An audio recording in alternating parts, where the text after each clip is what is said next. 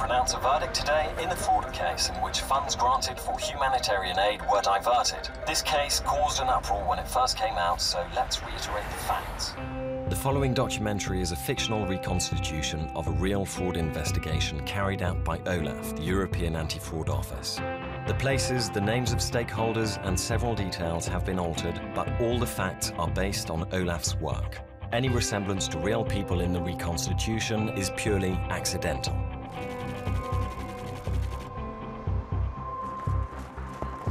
The story started with some information about serious irregularities at a big European NGO receiving EU funds for development projects around the world. We're not just talking about one case or even one irregularity. Yes, the initial information we received referred to an international scam. There were sufficient suspicions for us to open a fully fledged OLAF investigation. It came in the form of an anonymous letter suggesting that a certain NGO could be receiving double funding from different donors for the same projects. So while the NGO was getting paid twice for the same work, it seemed that the work was not even getting done. Then we received more information from an employee of that NGO.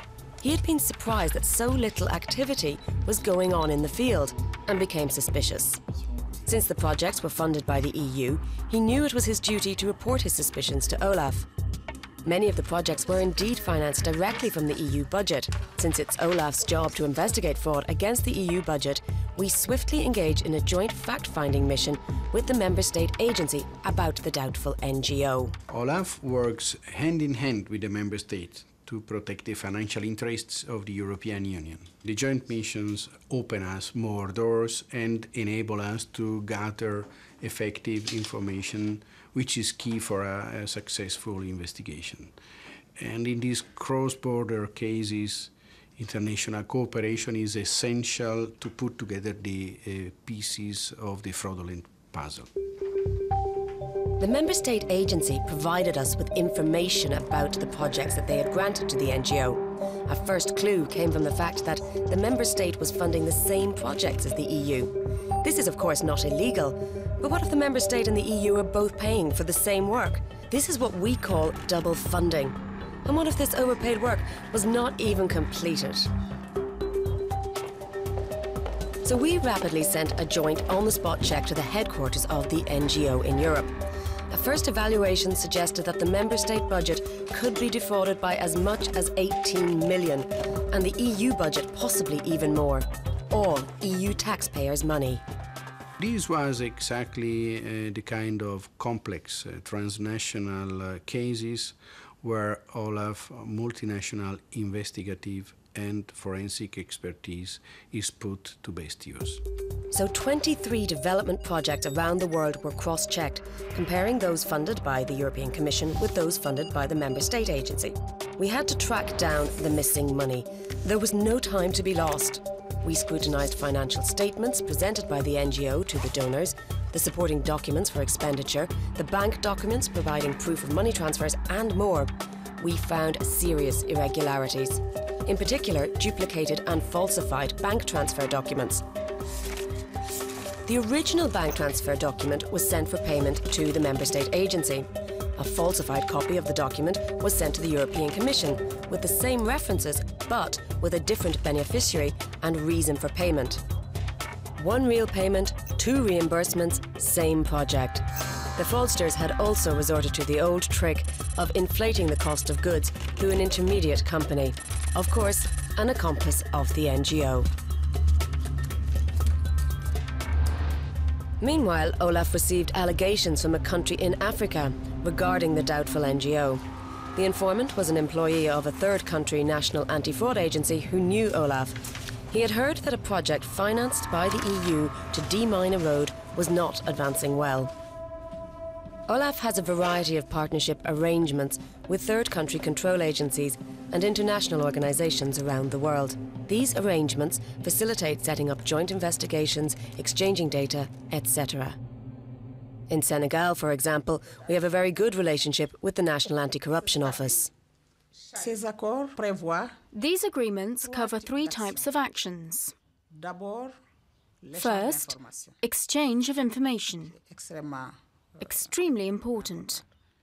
Then, capacity building, and finally, operational support during investigation missions. So based on the allegations from this latest informant, we took off for Africa.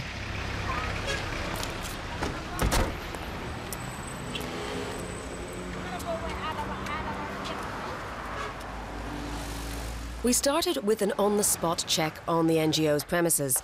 We thoroughly checked the project documentation and all the routine reports on demining activities that could be found, and we couldn't find many. The local authority was very helpful at providing key information and identifying possible witnesses to interview. That's how we heard that the demining activity was financed both by the EU and by another international donor. Again, obvious double funding here. As is usual, a colleague from the Digital Forensics Unit was with us to do forensic copies of the NGO's hard disk drives. We also went into the field, and it was obvious that the contract had hardly been implemented. The local people needed that road to take their goods to market. Although a local conflict ended several years ago, landmines continued to make the journey treacherous. Children were often injured because they found landmines and played with them.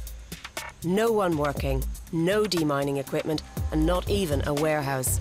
Apparently, the NGO hadn't paid for them. We couldn't believe it. This is raising several concerns because it's becoming a way of getting richer.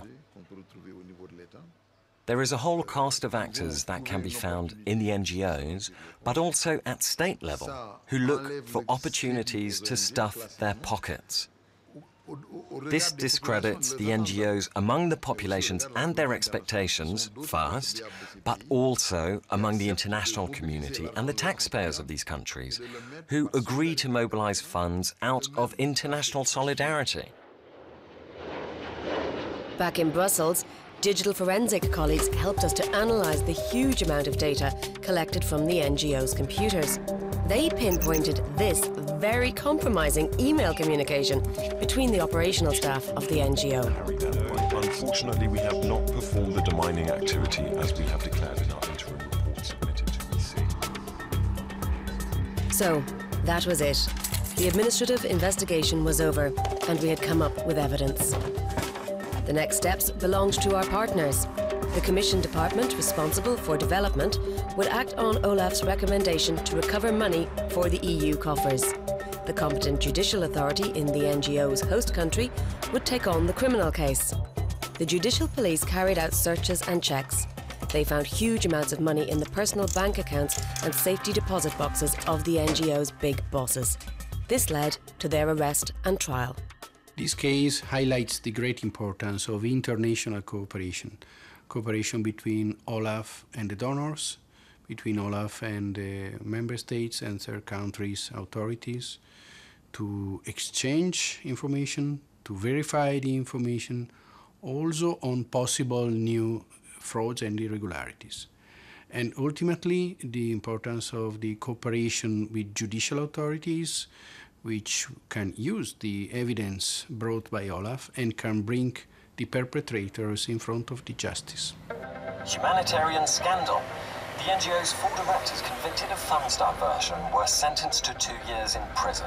The money found in the guilty safe deposits was seized. In total, the European Union managed to recover about 10 million euros. The verdict relies on the administrative investigation of OLAF, the European Anti-Fraud Office. Sport. The European Anti-Fraud Office. Detect, investigate, protect.